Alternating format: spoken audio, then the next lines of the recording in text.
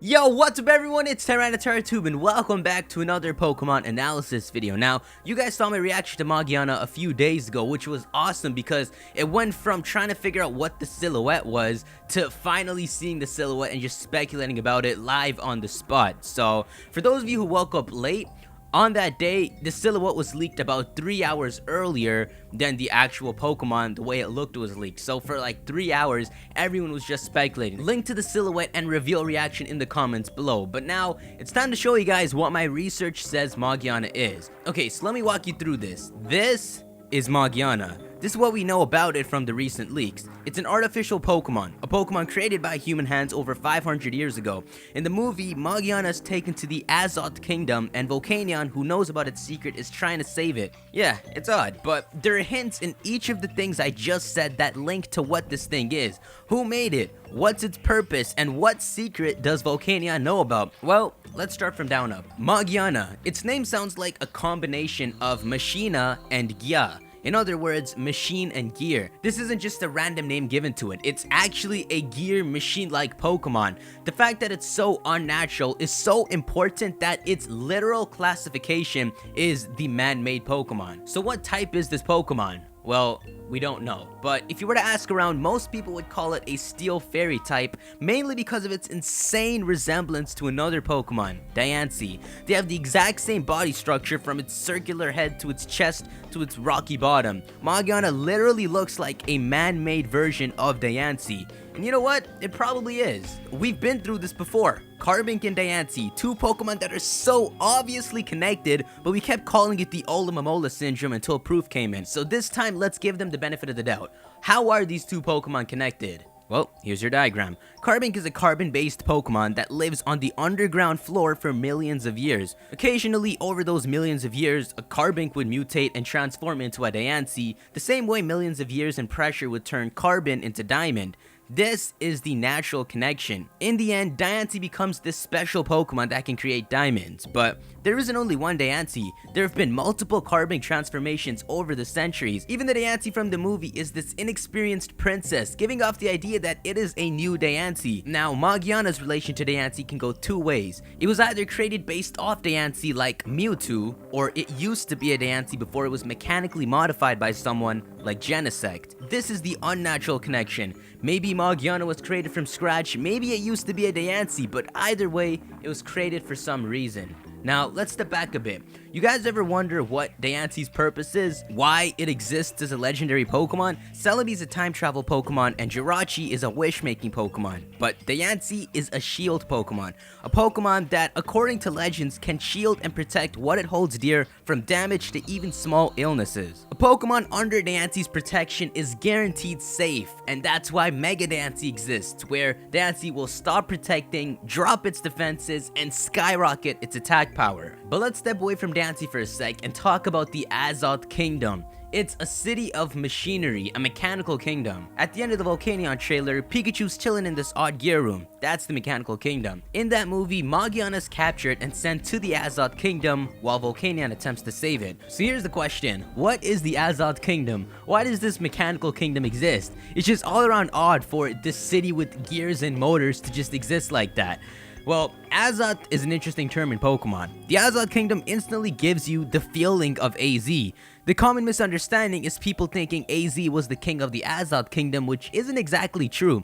From what it seems like, AZ was the king of the entire Kalos region. He could still be the ruler of the Azoth Kingdom, but that's not what he was called former king for. But anyways, the Azoth Kingdom could have been made for AZ or by AZ, and I think he made it. We don't know how old the Azoth Kingdom is, but my guess is that the ultimate weapon used 3,000 years ago was created there. Project Azoth, if you guys have ever heard of it, is a secret plan found in Oraz that's about awakening Kyogre and Groudon and undergoing primal reversion, which seems to be related to the same power the ultimate weapon uses. Using resources from the Azoth Kingdom to awaken Kyogre and Groudon is probably what Project Azoth is about. Maybe you see where I'm going with this. 3,000 years ago, when AZ's Floette died in the Kalos War, he tried to just retreat and accept its death, but he couldn't. Unusually, he had the smarts and ability to create a mechanical weapon that used the life force of certain Pokemon and successfully revived his Floette. But then, in anger and despair, he transformed the machine and ended the war by destroying the enemy's side as well as his own side. And as the war ends, Floette leaves AZ disgusted that his weapon was powered by the lives of thousands of Pokemon and that its rebirth meant the death of them all. 3,000 years later, AZ sees Floette for the first time again. If you've played X and Y, that much you know. But there was more to those 3,000 years than just AZ wandering the world, and studying the lore, it's evident everywhere. For example, 1,000 years ago, a meteor struck Hoenn and created a massive crater. When the impact reawakened the battle between Primal Kyogre and Groudon, AZ was in Hoenn and witnessed Magearna end the battle. That's why this tree is in Sootopolis City. It was a gift from AZ on that day. But no matter what, the fact remains that for those 3,000 years, AZ was always searching for his Floette. That's because that Floette represents AZ's mother. Before his mother died, she gave AZ a special Pokemon. Years later, that Pokemon would be taken by force by soldiers to fight in a war, leading to its death. That's where AZ's actions come in. The anger of losing his mother's gift and his own soldiers being the one who forced it into battle is what led to his cruel actions. And that cruelness stays in AZ's heart for not just a week or two, but for over 3,000 years. Until he meets you in X and Y. Lysandre was rising to become the next king of Kalos, and you alone were able to stop him without any cruel intents. Lysandre is the descendant of AZ's blood. If there was someone to stop AZ before he lost his mind in that war like there was for Lysandre, he wouldn't have lost his Floette. So in the same way that you cleansed Lysandre's intent, AZ wanted you to cleanse his heart, and that's the real meaning behind him battling you in X and Y.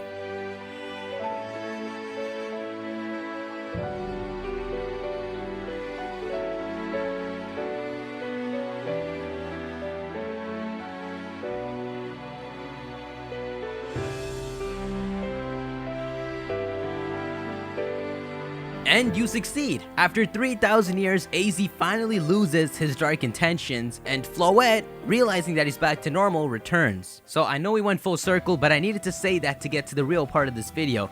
Think about this next time you're in the shower. So remember Diancie? It's a Pokemon that in Legends has the ability to shield and protect its friend from anything.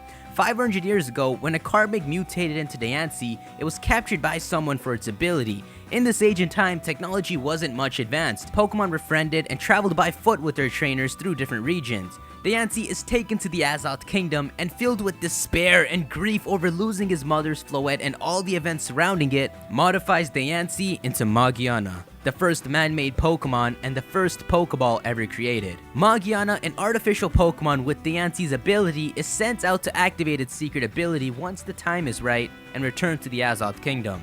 Its goal was to find Floette, capture it, and bring it back. It led to the invention of Pokeballs and the opening of the Pokeball factory, but of course, it failed. As long as AZ stuck to his dark ways, Floette would never return. Doesn't it just make sense? Look at Magiana's appearance. It's heavily similar to a Pokeball, and with the way its ears and upper body looks, it looks like it could curl over and turn into a giant Pokeball. Look at the ending of X and Y. For the entire 3,000 years AZ's been alone, he's always kept his dark thoughts and acted upon them, and that's why Floette didn't return. If you want to look at it symbolically, Diancie was revealed February 14 of 2014, and Magiana is going to be revealed February 14 of 2016. Same day, 2 years apart. You can even look at Lysandre trying to follow AZ's footsteps and taking over the Pokeball factory. There should be a trailer dropping tomorrow by the official Pokemon company themselves about Magiana and its feature in the next Pokemon movie, and it's bound to give us more information. But hey, there's a ton of hints I left off for you guys to piece together, so be sure to speculate in the comments below and let me know your own theories in the comments below as well. Be sure to smash the like button if you enjoyed this video, and making this video has brought up a ton of more mysteries that I want to cover, so be sure to subscribe if you don't want to miss that, and as always, I'll see you all in the next video. Peace.